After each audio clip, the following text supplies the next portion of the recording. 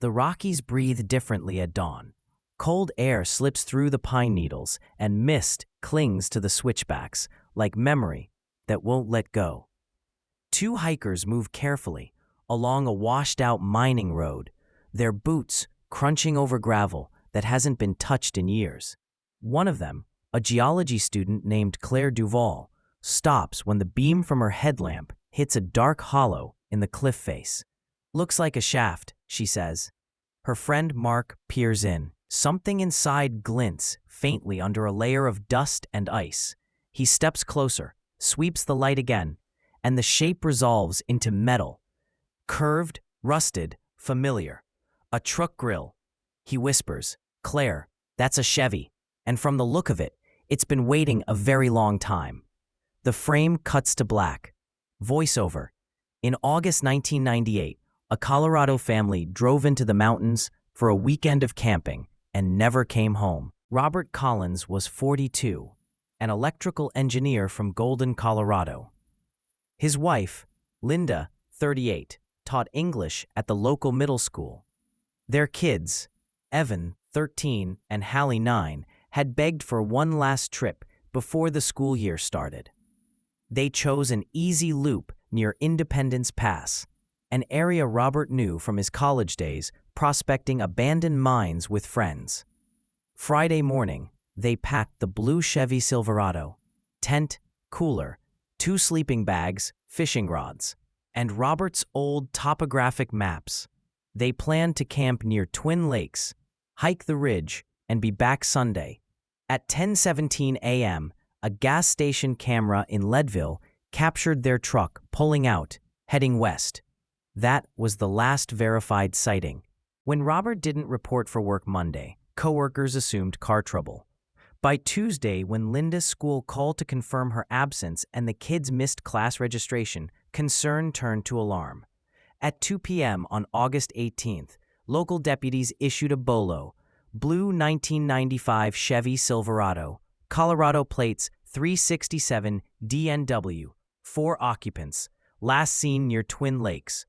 Search crews formed that evening, dozens of volunteers, Forest Service staff, even prospectors who knew the maze of old roads that spiderweb through the range. Helicopters scanned valleys. Canine units swept trails. They found nothing. No tire tracks, no campfire ash, no discarded wrappers. By the 4th day, a cold rain swept through, erasing footprints and washing away scent. The Rockies closed their mouth around the mystery. Investigators charted possible routes. Highway 82 split into countless spurs, some leading to seasonal cabins, others dead-ending at mining claims long abandoned. Sheriff Paul Henderson told reporters, "Up here, 100 yards off the main road, might as well be another planet. A truck can disappear under 5 feet of snow in one night." Rumors filled the gap. Some speculated they'd driven off a cliff. Others whispered about sinkholes or illegal miners who didn't want visitors. But there was no evidence of foul play, just silence. That winter, when snow sealed the passes, the search ended officially. The Collins family joined the long list of names etched into Colorado's wilderness ledger. Every few seasons, hikers reported sightings, bits of blue paint on a rock, a hubcap in a creek, but none matched the Silverado. In 2003, a hunter near St. Elmo found a piece of license plate metal partially embedded in a mudslide. Forensics ruled it out. In 2008, sonar scans of several mountain lakes yielded only submerged logs. In 2014, a regional podcast reignited interest, calling it Colorado's Vanished Four. Tips poured in, none credible. Linda's sister, Martha Glanger, kept hope alive. Each August, she mailed flyers to ranger stations. "They were good with maps," she told a reporter. "If something happened, they'd have left a sign, unless the mountain took them somewhere we can't see." Claire Duval wasn't looking for anyone. Her geology project required cataloging mineral seams in old claims near Independence Pass. She'd heard stories of blocked shafts collapsing after storms, but she and Mark had safety gear and permits. They hiked 3 miles up an eroded service track known locally as Dead Horse Road. Trees grew right through the ruts. The air smelled of iron and moss. Around noon, clouds rolled in. Thunder murmured across the divide. They decided to turn back until Claire noticed a faint depression in the slope, half hidden by willows. She ducked under a branch, brushed aside debris, and saw the warped timbers of an old mine entrance. Half of it had caved, leaving a triangular opening big enough to crawl through. "Let's mark it and head down," Mark said, uneasy, but curiosity pulled them closer. Inside, the air was colder, metallic. They flashed their lights, and that's when the beam caught the chrome curve of a fender buried in silt. They scrambled out, shaking. Cell service was patchy. They hiked until a single bar appeared. Claire dialed 911. "Pitkin County Dispatch, what's your emergency?" "We think we found a vehicle inside an old mine. It's really old. Could be from the 90s. Coordinates were logged. Rangers from Aspen's Search and Rescue Unit reached the site by evening. They confirmed what the hikers saw. A blue truck wedged nose down in the shaft, tail visible beneath rock and gravel. The VIN plate was corroded but legible. 1995 Chevrolet Silverado, registered to Robert Collins. For days, the site buzzed with quiet purpose. Engineers stabilized the slope, shoring beams against further collapse. Excavation was slow. Each movement risked bringing the mountain down. Reporters were kept back 2 miles. Still, word leaked. Missing family's truck discovered after 27 years. Sheriff Henderson, retired but still living nearby, visited the command tent. "I never stopped driving those roads," he said. "I always thought they went off the map, the way water disappears into stone. Looks like I was right." Inside the shaft, the truck's cab was filled with packed sediment. The windshield was shattered inward as if hit by falling rock. Behind the wheel, investigators found fragments of canvas and twisted metal consistent with camping gear. No personal remains were immediately identified. The forensic team logged everything with care. "This isn't about spectacle," lead investigator Sarah Nguyen told press later. "It's about closure." Using drone topography and old survey charts, analysts traced how the truck might have reached the shaft. A storm on August 14th had triggered multiple rock slides. The unmaintained spur road that once led to the mine had collapsed into a narrow chute. If Robert misread the map or tried to find shelter from rain, the headlights could have pointed straight into darkness. The first section of the shaft, softened by decades of meltwater, might have given way beneath the truck's weight. Everything afterward was physics and gravity. Among the recovered items were a plastic camera, a melted flashlight, and a child's enamel pin shaped like a trout. Linda's sister identified it from an old photo of Hallie wearing it on her jacket. "I bought it for her at the visitor center," she said, tears steady but controlled. "I always wondered where it ended up." Each piece was photographed under daylight, labeled, and placed into evidence boxes that lined a long folding table at base camp. One ranger said quietly, "The mountain finally told the truth, one item at a time." As recovery teams packed up, rain returned, the same cold August drizzle that had started it all. Crews covered the shaft with reinforced mesh, marking it for memorial protection. When the last generator shut off, the canyon fell silent again, save for wind slipping through spruce branches. Moreno, no, not from the Zion case, but a younger ranger named Elena Moreno, coincidentally, stood by the trucks watching water streak through the mud. "Every search ends the same," she said. "We close the files, but the mountains keep talking." Her partner nodded. "Yeah, but at least someone finally listened." When the trucks left the mountain, silence filled the valley again. The old mining road sank back into shadow, its tire ruts already softening under drizzle. But for investigators, the silence was temporary. In Denver, boxes of artifacts arrived, mud-streaked, sealed, and tagged. Forensic technicians in white gloves began the slow work of separating time from dust. They laid each item on sterile trays. A pair of rusted keys still bound by a camping store lanyard. A crushed thermos with the initials RC. A half-folded map with the words Lily Gulch, alternate route, scribbled in pencil. Each artifact told part of a story that no one had been able to finish for 27 years. Technician Martha Liu unrolled the map carefully, tracing the faint pencil lines. "He drew this by hand," she said. "See here? He was looking for another path down the ridge.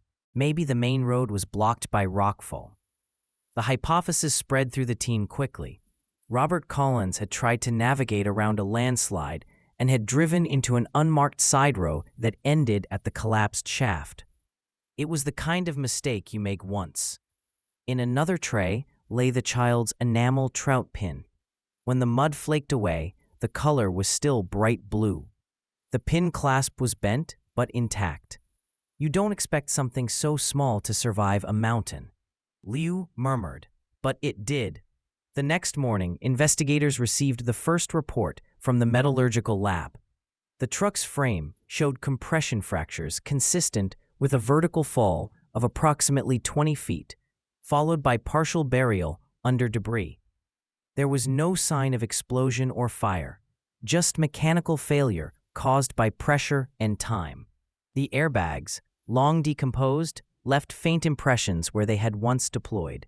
Inside, beneath layers of silt, fragments of cloth and plastic had fused into shapes barely recognizable as seats. DNA testing on those fragments would take months, but the state lab moved fast. Samples were cross-referenced with the family's surviving relatives. Martha, a cousin, and a nephew born years after the disappearance. The waiting began again, just as it had in 1998, only quieter this time, like the echo of a storm that had already spent its rage. Martha received the call 2 weeks later. "We have a match," the coroner said. "It's partial, but it's enough." She thanked him and said nothing for a full minute. Later, she told a local paper, it didn't feel like an answer, more like a punctuation mark. The official report listed the cause as accidental, vehicle misnavigation, structural collapse of mining adit, entrapment. But words on paper rarely capture what mountains do to people. Reporters wanted emotion. The family wanted peace. The sheriff's office issued a statement thanking the hikers, the forensic team, and the local volunteers who had kept the search file alive for decades. "The Collins family will finally be laid to rest," it read, "and the mountain that held them will be treated as hallowed ground." Claire and Mark, the hikers who had found the truck, avoided interviews at first. When they finally spoke, their account was simple. "We weren't looking for anything," Claire said. "It found us." She returned to the site once more before winter, standing at the shaft rim under falling snow. "It's hard to imagine they were right here all this time," she said quietly to the wind. "The whole world changed, and this place just waited."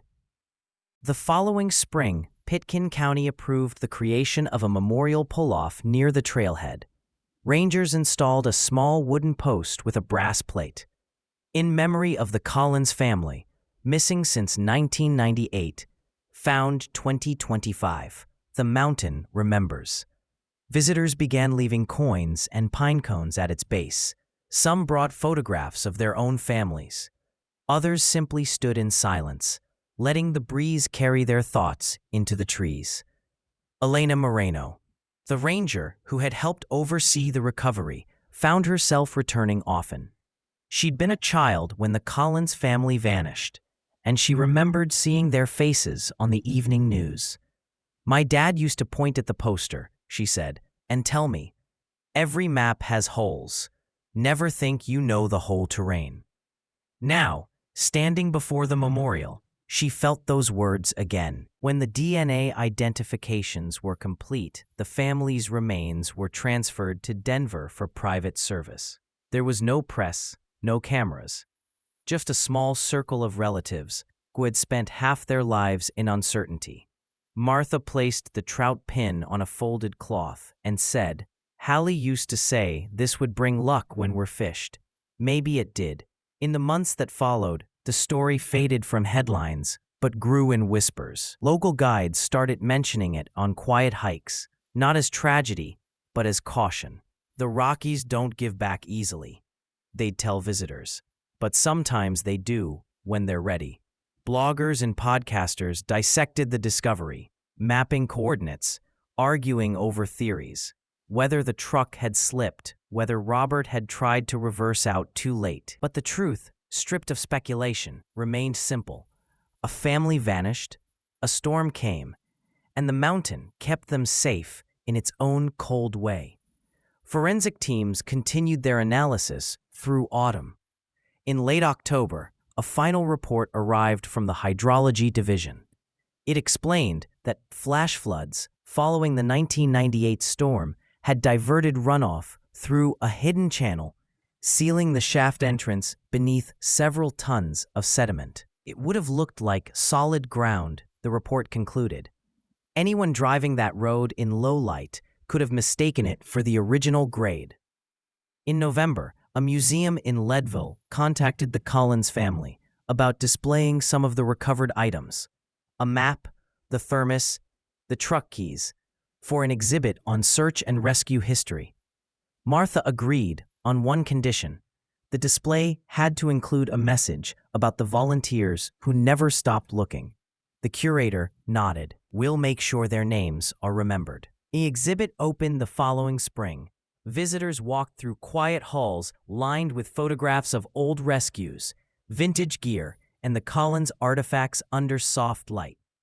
The trout pin lay in a small glass case beside the map. A recording of Wind Through Pines played softly overhead. Children pressed their palms to the glass. Parents whispered explanations. For most, it was history. For some, it was a reminder of how easily people disappear between one heartbeat and the next. Outside in the real mountains, snowmelt turned creeks silver again. Claire and Mark returned for their research, passing the closed-off shaft, now reinforced with steel mesh. Someone had left a small bouquet of wildflowers wedged into the grid. Claire stopped and adjusted it so the stems wouldn't fall. "Funny," she said. "This place feels quieter now." Mark nodded. "Maybe it can rest." In Denver, Elena filed her final case notes. The closing entry read, "All recoveries complete. Site stabilized. Memorial installed. Case resolved." She stared at the words for a long time before adding one more line in the margin. "Some answers take the shape of silence." That night, as she drove home, rain streaked across her windshield. She thought of the Collins family's last drive, headlights catching raindrops, tires sliding on gravel, maybe laughter in the cab before the world shifted under them. The image stayed with her all the way down the mountain road until city lights swallowed the dark. By winter, the memorial had weathered its first snow. Pine needles covered the plaque, and a few coins had frozen into the soil. Hikers passing by brushed them off, read the inscription, and kept walking. They didn't know that beneath their feet, the same earth that had hidden a truck for 27 years still held pieces of its story. A broken reflector, a scrap of seat fabric, fragments of glass turned smooth by time. When spring returned, meltwater ran through the gullies again, humming low against rock. It carried dust from the shaft down to the valley, spreading it across meadows where deer grazed. Somewhere in that dust were traces of a family that once believed they were only taking a weekend trip. The mountain, in its patient way, had decided they would stay longer. At sunset, light spilled across the ridge, hitting the brass plaque and the mine entrance at the same angle. For a brief moment, the whole slope glowed gold, as if the mountain itself remembered the color of their truck. Then the sun dipped, shadows lengthened, and everything turned quiet again. Winter came late to the high country that year. Snow dusted the slopes by Thanksgiving, but the road stayed open long enough for film crews to reach the memorial. They weren't there for spectacle. The State Historical Office had approved a short educational segment about Colorado's lost mining trails. One of the producers, A quiet man named Alan Reese asked permission to record a few shots near the collapsed shaft. Elena accompanied them, partly for safety, partly because she couldn't let strangers wander that ground alone. The camera hummed, catching sunlight on the mesh gate, on the small bronze plaque that read, "The Mountain Remembers." Alan asked softly, "Do you believe that?" Elena smiled without looking up. "After this many years, how could I not?"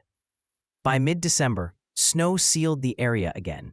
Wind sculpted drifts over the mesh, erasing the outline of the shaft. Only the marker post remained visible, a thin black line against white. Rangers switched to winter patrols, and the valley fell silent except for distant avalanche thunder. In Denver, the museum display drew steady crowds. Children pressed their faces to the glass to see the trout pin. Parents read the captions aloud. One visitor left a note in the comment box. "I was their neighbor when I was little. I remember the smell of Linda's peach pies. Thank you for finding them." Staff pinned the note beside the exhibit. There were dozens more, messages from strangers who felt like witnesses. Martha visited on New Year's Eve. She arrived early, before the doors opened, and stood alone before the case. The air inside the museum was warm, but her hands trembled. She whispered, "You can rest now," then slipped a folded photograph under the glass edge where only staff would find it later. It showed the four of them at Twin Lakes, all smiles and sunburn. Robert's arm around Linda, the kids holding fishing poles too big for them. A memory returned to its origin. The staff left the photo in place. It became part of the exhibit, unlabeled but understood. In January, a storm hit the Rockies with record snow. The mine road vanished entirely under 8 feet of drift. When crews returned in March to inspect, they found the mesh intact, the plaque polished by wind.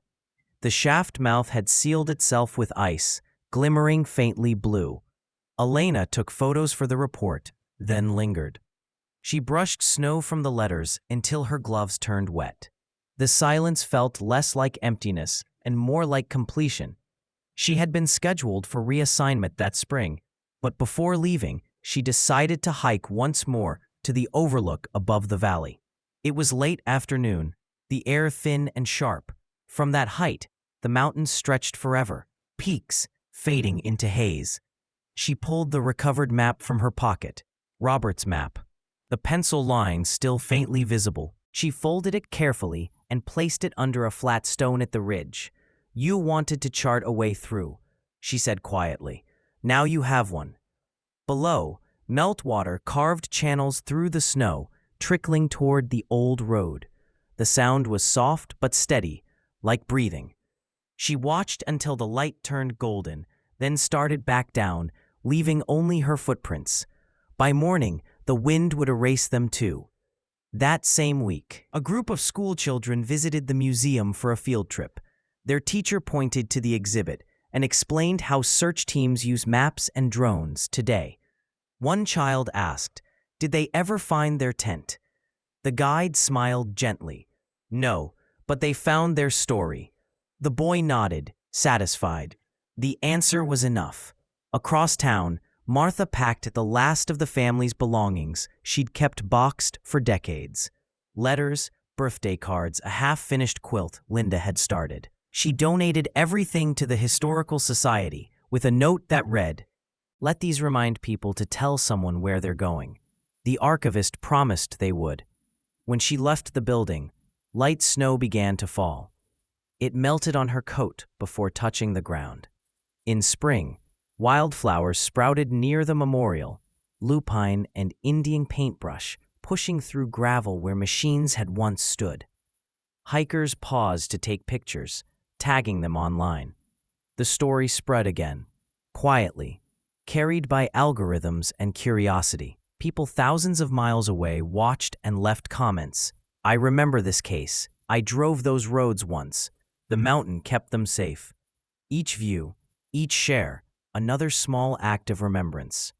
Elena, now stationed near Estes Park, received a message from a colleague, a photo of the memorial, bathed in sunset, captioned, "Still standing." She replied with a single word, "Always." That night, she reviewed her field notes from the investigation. The last line caught her eye. "Some answers take the shape of silence." She added beneath it, "And some are whispered by the wind." By late summer, the museum exhibit prepared to close. Staff cleaned the cases, cataloged artifacts for storage. But the director decided to keep one item on permanent display: the trout pin. It would remain under glass with a new inscription, recovered from a collapsed mine shaft in 2025. Belonged to 9-year-old Hallie Collins. Proof that even small things endure. Visitors passing by rarely read the plaque word for word. They just stopped for a moment, watching light reflect off enamel that had outlasted 2 decades underground. Some smiled, others pressed a hand to the glass. The guard on duty said it happened almost every day. In the mountains, snow melted again. Water trickled through gullies, carrying flecks of rust from the old truck toward the valley floor. If you followed that water downstream, it joined a creek, then a river, then disappeared into the plains, carrying, in molecules too small to see, pieces of the Collins family's story across the state they'd called home. No ceremony, no sound, just continuation. One evening in early autumn, Elena hiked the memorial trail on her own time. The air was still. She sat beside the plaque until stars began to show. Somewhere far below, a creek murmured. She closed her eyes and listened. For a heartbeat, she thought she heard laughter, the quick, bright sound of children near water. When she opened her eyes, the night was empty, but peaceful. She smiled. "Good night," she said, to no one and everyone. At sunrise, the first hikers of the season arrived. They found the plaque glinting gold and a single wildflower laid across it, petals trembling in the breeze. They didn't know who left it or why. They took a photo, whispered a quiet word, and kept walking down the trail, their voices fading into the wind. The mountain stood as it always had, silent, patient, eternal, holding within its stone the echo of an engine, the rustle of a map, the laughter of a family that once called its slopes home. And though no one would ever hear them again, the sound remained, folded into the earth's memory, like a secret it had finally decided to share.